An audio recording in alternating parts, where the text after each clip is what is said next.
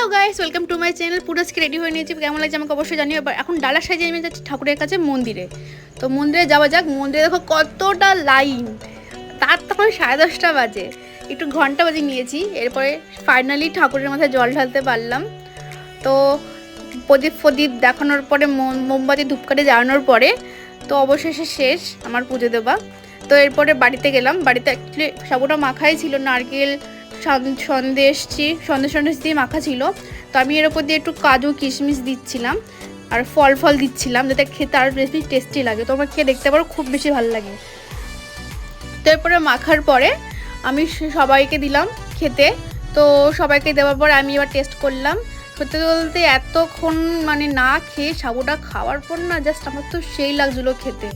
তো তোমরা কেমনভাবে কী করছো অবশ্যই আমাকে জানিও। আর নেক্সট ব্লগে দেখা হচ্ছে। তো টাটা। আর হ্যাঁ, লাইক অ্যান্ড সাবস্ক্রাইব করতে ভুলো না। টাটা।